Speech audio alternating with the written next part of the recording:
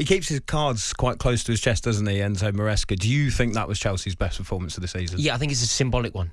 I think it's actually the awakening performance. It's one that we desperately needed. It's one that I'm so happy to see. Because as good as we've been and as exciting and enthralling as we've been, we struggled against last season's top four. We didn't beat any of them last year up until beating Villa. We didn't beat any of them this year. So, when I was thinking, can I be enthusiastic? Can I believe? Can I genuinely dream that something can happen this season? I was always stifled by that.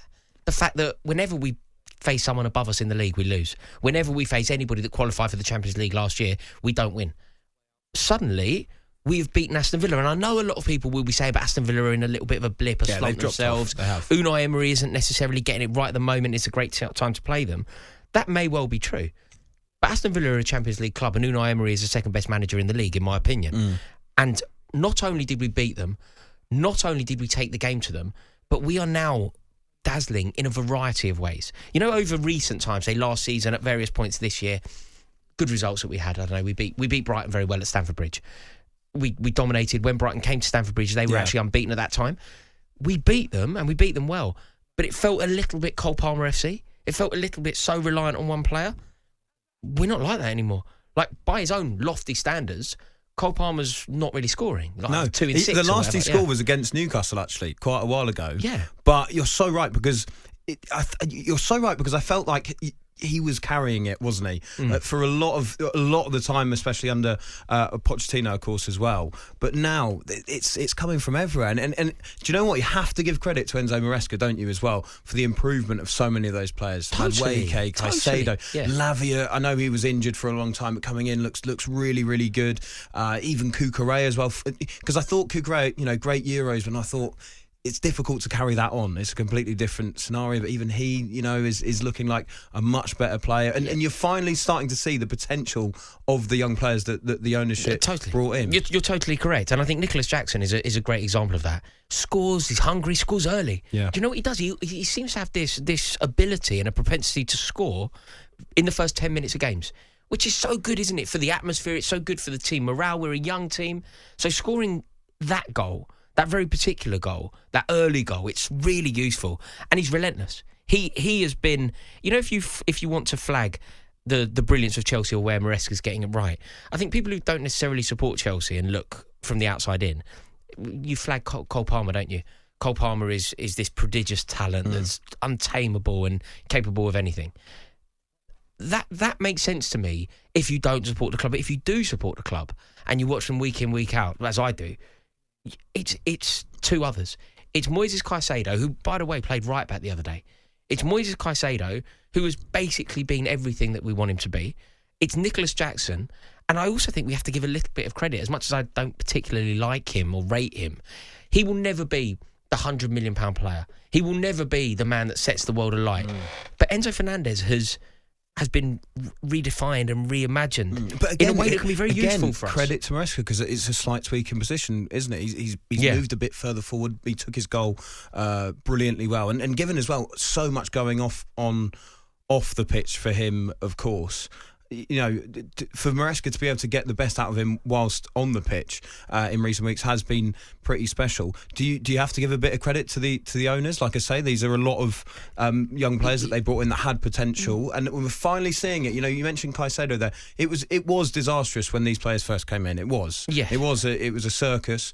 But are we starting to see these decisions pay off? Yeah, I think so. I will always be hostile to the owners, Ollie, and it isn't necessarily because of the players they sign or the way that they do their business. It's because of what they want the club to be and their ambitions for the club.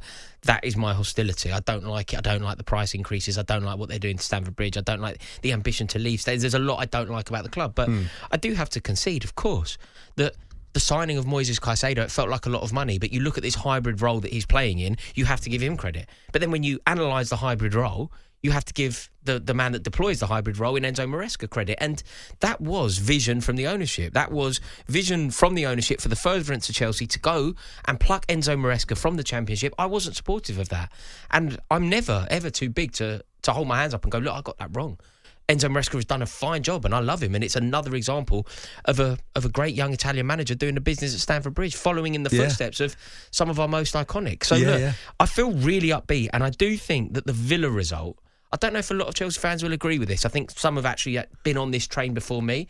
But Villa at home, the way that we beat them, for me, that was the litmus test. I feel like I've seen Chelsea reach that level before this season. I also think I've seen them give good teams a really good game as well. Even if you go back to the Arsenal game, I didn't think Chelsea were amazing that day, but it's still, they got a good result out of it. I'm surprised that you think this is such a turning point. Yeah. Just given Villa, they've been poor for a bit of a while now. They have. They've I don't think they've won in all comps for about 7-8 games. Yeah, I know, but mate, you're being very, very stingy and slightly snide about this result.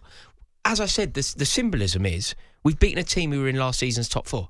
We haven't done that in the whole of last season or so far this season.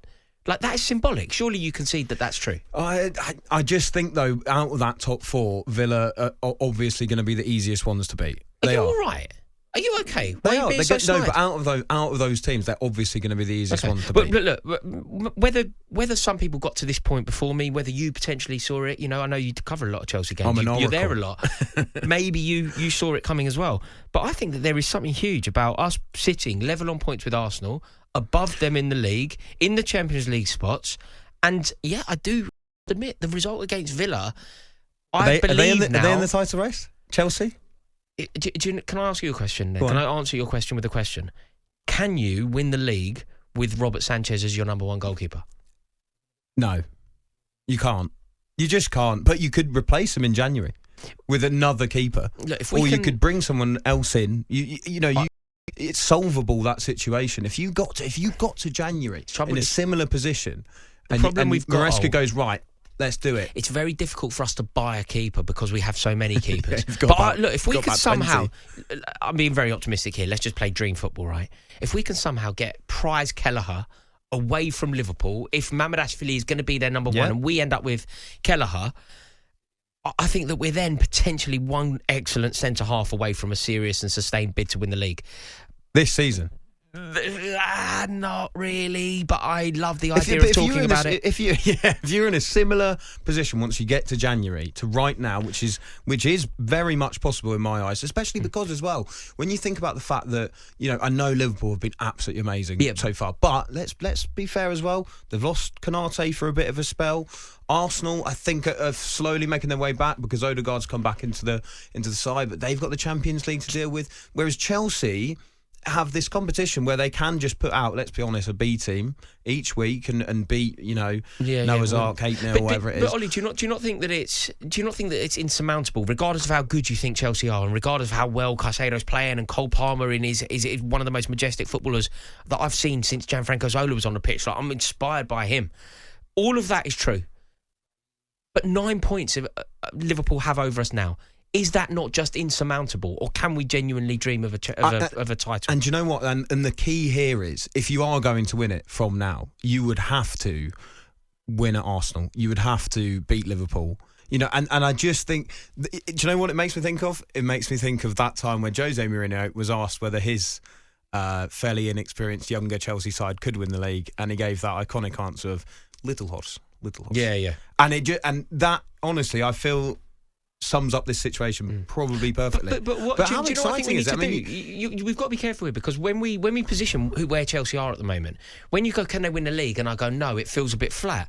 What I think we should actually be is very upbeat, because I believe that Chelsea will qualify for the Champions League. And that, to me, is victory in itself. Because I thought that we weren't even going to make it into Europe. I thought that we were a shambles. And it's a joy to be wrong. It's a joy to be wrong. We will now make it into the Champions League. I think that's almost a given, particularly if you consider that it may be top 5. Top 5 end up qualifying for Europe. Chelsea will finish in the top 5, barring like a disaster, which won't happen. That's a great season. Yeah, that is a great season. I also think that we'll marry it up with, I think that we will win the Europa Conference League. You have to win that. No, you have to win that. I think every English club in it should win it. And I like the idea of winning it. I think people can be a little bit snide to silverware. People can be a little bit underwhelmed by silverware. But, I'm having this conversation with a Newcastle fan, so you know. Oh, God. By the way, Jeremy, clip it up. Rory Jennings, it's a joy to be wrong. On AM, on DAB, via the talkSPORT app and on your smart speaker. talkSPORT.